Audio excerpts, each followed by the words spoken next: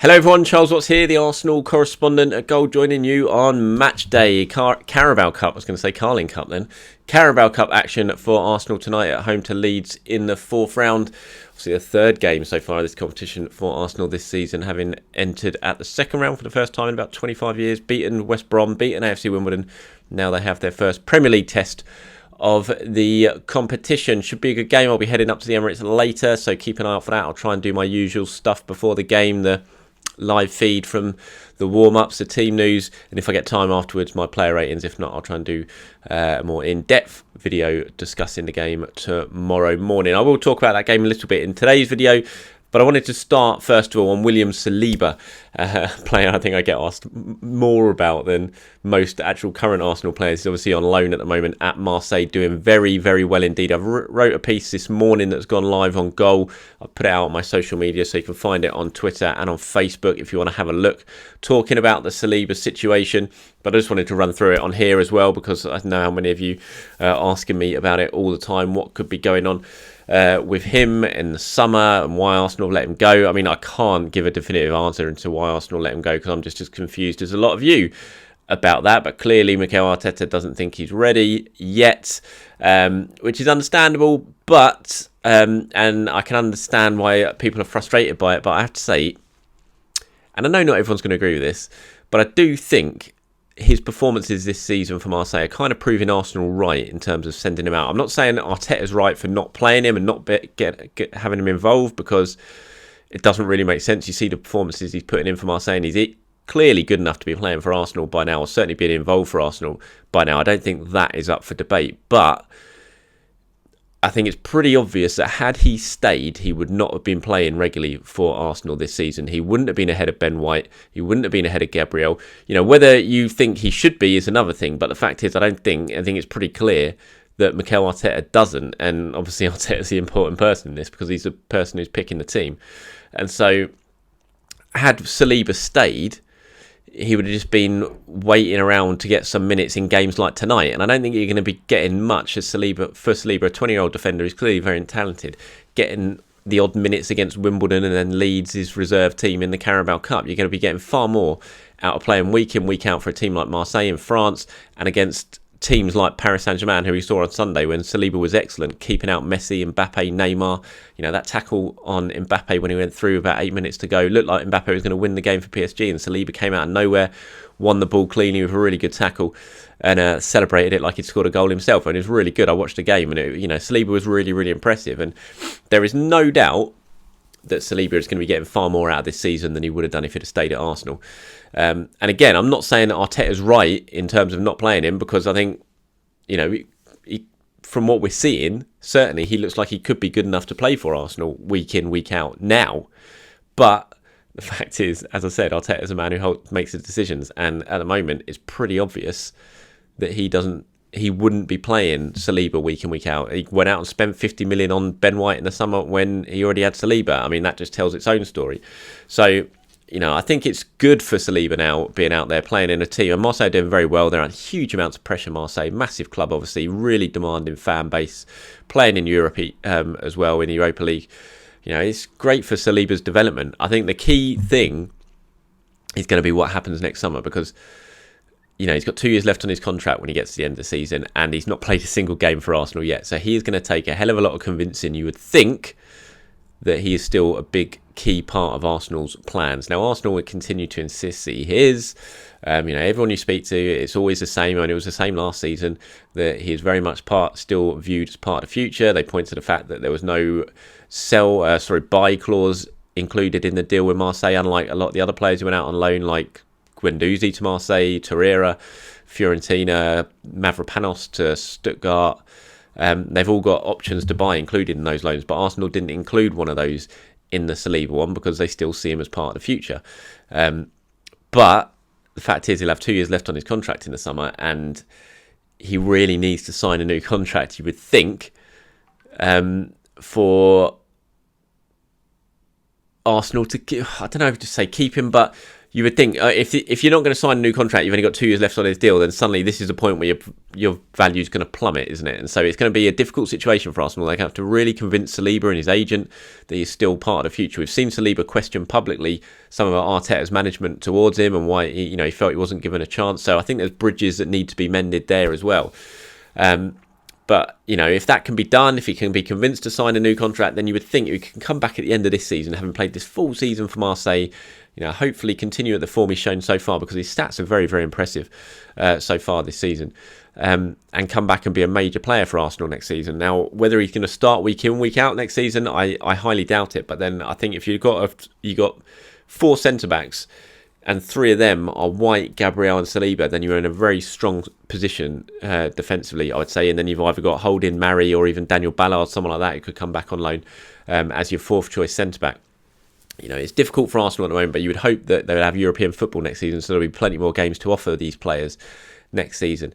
So for me, I think you just look at what Saliba's doing now for Marseille, and yes, it's frustrating. You want to see him doing that for Arsenal because of the amount of money they spent on him and because of clearly how talented he is. But I also think you've got to look at it and think, ultimately now it's looking like it's going to be a very good loan for him in terms of his development. And it's far better for him to be playing there week in, week out in these games against the likes of PSG than it is against tonight against Leeds, when you probably think he would have been getting some minutes tonight. But come Leicester on Saturday back in the Premier League, he probably would be out of the team because Arteta clearly doesn't feel he's ready yet. So I think as frustrated as we all are with the Saliba situation, and look, I'm as frustrated as all you guys are, I think you've got to just look at it now, think that he has gone. We're seeing him do really well week in, week out, and that is a very, very good thing. And he's developing, and he's going to come back at the end of next season and going to be a much improved player to the one that left Arsenal this summer. And then, like I said, what will be after that that's going to be decided in the summer, when the situation will be resolved one way or the other. Because you would think next summer is going to be D-Day when it comes to Saliba and Arsenal. It's either sign a new contract, finally get his chance to really lay down a claim for a spot in the Arsenal team, or ultimately be sold. And again, for Arsenal, if that is the end result, which hopefully it won't be, but if it is, a very good season on loan at Marseille is certainly going to keep his price up high than it would be if he was just sitting here playing the odd minute in the Carabao Cup. So that's my thoughts on Saliba. Let me know what you think. And yeah, like I said, head over to my social media on Twitter and Facebook. You can find the story, the piece I've wrote quite in depth about the Saliba situation, and have a look at that. All right, let's talk about today's game, shall we? Arsenal versus Leeds. Arsenal always seem to play Leeds in the Cup. Feels like it happens quite a lot. What great memories it brings back of that Thierry Henry moment in 2012, albeit in the FA Cup rather than tonight in the League Cup. Mikel, I think, is going to will go pretty strong. It's not going to be a case of throwing in a load of kids like we've seen recently in recent seasons, certainly under Arsene Wenger at Arsenal. We've seen teams this season in the Premier League do it, but Arteta's side so far against West Brom, against Wimbledon, he makes a lot of changes, but it's the players who aren't, the senior players who aren't involved in the Premier League who are getting the minutes, rather than chucking in the likes of Amari Hutchinson, Charlie Patino, that sort of thing. And I imagine it'll be very, very similar today. So in terms of team news wise, obviously the doubts at the moment are Kieran Tierney. We're not exactly sure how long he's going to be out for, but you would think he's definitely not going to play. Aubameyang, Lacazette, they both limped off in the game against Villa on Friday night, but I can't imagine either of them would have started anyway, so it doesn't really matter. Xhaka obviously out, but I think it's like you're going to be looking at the likes of Martinelli, Pepe, Nketiah, El Neni, Mari, Holding, that sort of thing when it comes to Arsenal tonight. And in terms of Leeds, I think we'll see quite a few youngsters for Leeds, judging by what some of the sort of big Leeds reporters have been saying ahead of this match. They've got injury issues with a lot of their senior players: Bamford, Firpo, Rafinha, Robin Koch, Luke Ayling. They're all set to miss out because of injury. And it's expected that Bielsa will play quite a few youngsters in this one. Calvin Phillips probably going to play as he steps up his recovery from the ankle injury that's kept him out for much of the season. So he might be involved. But other than that, I think it's going to be a bit of a mixed match team for Leeds tonight. So a good opportunity for Arsenal to get themselves into the 5th round and then within touching distance, really, of Wembley. This is a competition Arteta has won several times with Manchester City. With Arsenal not being in Europe this season, it's a really good opportunity to go pretty strong in this competition and have a good crack at trying to win it, and get yourself get yourself a trophy, get yourself qualified for Europe really early, a sort of guaranteed spot in Europe really early. And Arteta he said, look, you have a trophy to win in just 4 games, so you know exactly what you have to do. It is closer than any other, so we have to go and try and get the challenge done. So as I said, I was expecting Arteta to play a pretty strong team tonight in terms of senior players, and he will go. I wouldn't be surprised if the likes of Auba and Lacazette, players like that, will be on the bench to bring on just in case, because he won't want to go out of this competition. He'll want to have a really good go at winning this. The fact that Arsenal aren't in Europe gives them a real opportunity to properly have a go at the League Cup this year, and why not? You may as well. It's a trophy, it's a chance to get in Europe, so have a good crack at it. Before I talk about my predicted 11 for tonight, interesting quotes from Mikel on Aubameyang, I thought, ahead of today's game. Like I said, I'm not expecting Auba to start. He might be on the bench if he's fit. But he was asked in the build-up to this one about Aubameyang finding his best form. I think he's got 7 in 9 or something now this season. He said, I wouldn't go to just the goals. Again, it is what Auba is transmitting on the pitch. I've never seen Auba transmit what he is doing now. Apart from the goals, the celebration when they put the ball in the net, do you see the way he runs, the purpose he has to press the ball, and when he takes it in his movement, his link-up, how he's leading his game? That is when he is changing the rest, not when he is static. And then when he puts the ball in the net, I prefer this Auba. So interesting comments there from Arteta. Thinks Auba is giving more than he perhaps ever has done. And certainly last couple of home games, you look at the way he's been pressing from the front.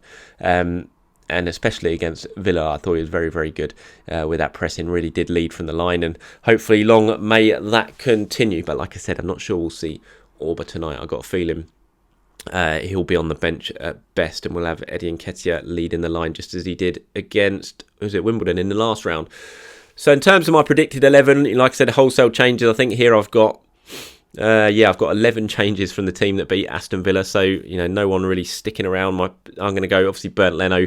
Will get his chance in goal. Aaron Ramsdale now firmly established as the Premier League number 1 for Arsenal. So Bernd Leno, I think, will come back in.